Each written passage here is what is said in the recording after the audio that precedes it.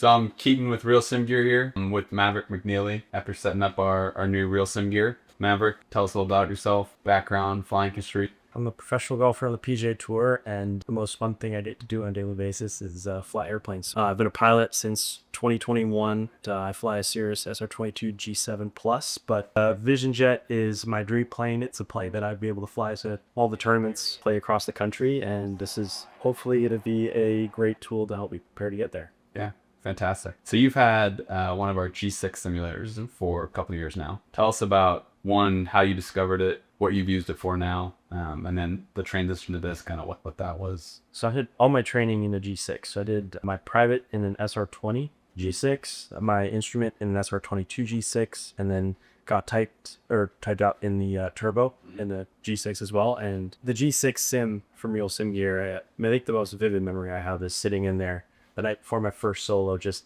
running pattern work over and over and over again. I was still very nervous before my first solo the next morning. And I do remember though making that radio call and taxiing out, and everything was so automatic and so much a flow that I'd ingrained through my training, but also through my time. Just, this is like chair flying on steroids. It's way more realistic, and the flows are so great that really helped me prepare and do well on my check rides starting there. But transitioning into the G7 is a natural step towards hopefully getting into the Vision Jet. And so thought I'd get ahead of things and do some pre-read and study and see what I can do to prepare for my tech rate. Yeah, that's great. So you talk about using it for preparing for a check ride and going through instrument stuff, but you fly to some of your tournaments, right? So what is, like, let's say you're going to fly to a tournament on the West Coast. How do you prep for that? If you're taking your family, taking a kid, what does that look like from the sim side of things? Look, but being a professional golfer and an amateur pilot, I want to make sure my preparation for every flight I take is absolutely top notch. And flew to Heber Valley for a Coldford outing, and it's a really cool airport, but kind of a tricky approach in there. It's kind of a bowl, and that one really stands out to me is, I was really able to pick my way around the Salt Lake City airspace and, have a really insight picture of what it was going to look like flying into there. And it was a really fun, cool, beautiful flight.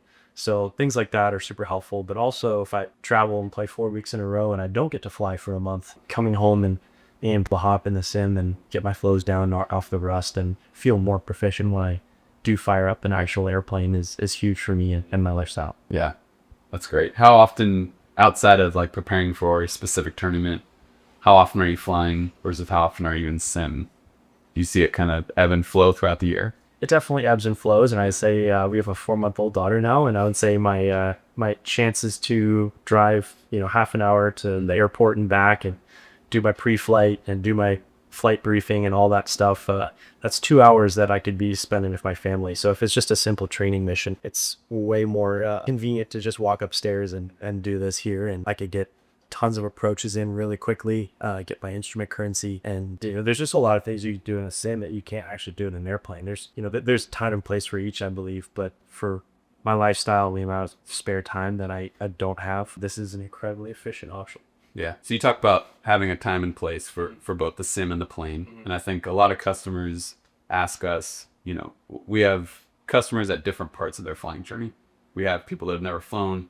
We have pilots with 1,000 hours. We have pilots with multiple thousands of hours. Was there a time from private instrument where you are now where you felt like the sim paid off the most, or where it was kind of most helpful? I think right before that first solo, just giving me a peace of mind, knowing that I had it down pat before I went up there alone was huge. So in the simulator world, golf sims are a huge thing. Being a professional golfer, do you see any correlation between the work that you've done in a golf sim that translates to playing in real world versus and flying in real life? I'll be honest, this helps me way more flying than a golf simulator does for actual golf. I think seeing a golf ball fly outside is so important, and you can kind of practice your routines everywhere, but it's really hard to practice your flows not with an actual cockpit in front of you and explore avionics and experiment and do see how an airplane performer react in different situations.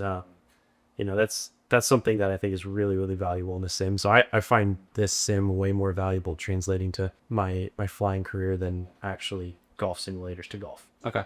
Yeah. Good to know. Yeah. When you first were looking for a simulator, you did a lot of research on your own.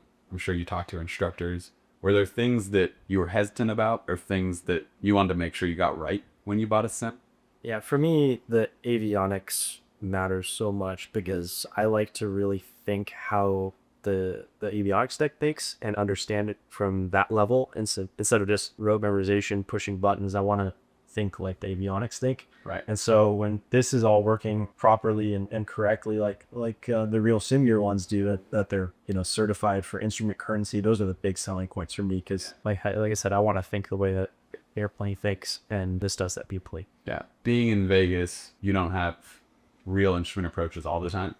Have you used, I assume you've used both the G6 and will use this to actually log your currency? Definitely. Yeah. Definitely. I mean, I personal minimums, I do want to have actual approaches in the airplane before I go up alone, but I've never lost my instrument currency, even though it's sunny, clear, many days here, because at the very least, I want to run a couple instrument approaches every week at level and just stay proficient that way, experience at different airports. I know a good bit of the VisionJet type rating is at the Memphis airport, so I'm going to fly every approach in Memphis and learn those really well. But it's also just, it's fun. This is my happy place if I want to escape from work or whatever and doing this is where I want to go. Yeah, it's fantastic.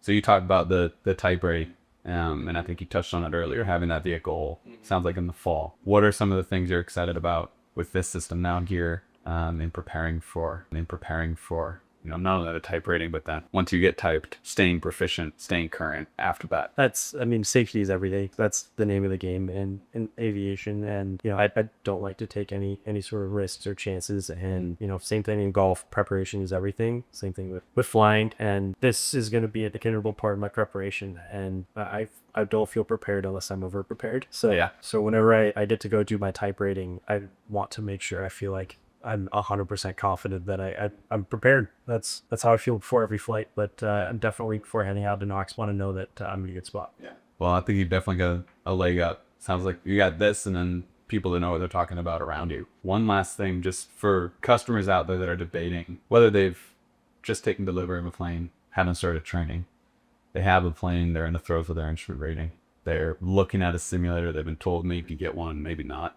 What are the things that you think are important for them to consider and kind of the biggest benefits that you've seen in having one, not only to this level of fidelity, but this type of access to it where you can't just go upstairs and reps yourself? I mean, I would say these are not cheap, but in a good way, because I don't know how valuable a cheap simulator would be to do what you want to do. And I'd say time is money, and being able to, save 2 hours minimum from, just go to the airport, pre-flighting, doing everything diligently, starting up the plane, taxiing out, ATC delays, whatever it may be. You don't have any of that here. So just getting that time back is so valuable.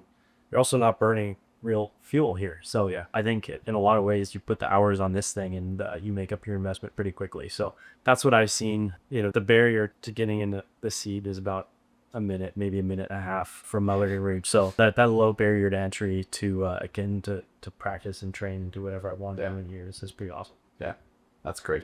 Well, we appreciate the time. We're happy to set this up for you, and we're looking forward to the progress you're going to make toward the type rating. And I'm sure we'll check in with you again as we get closer to that. Thank you.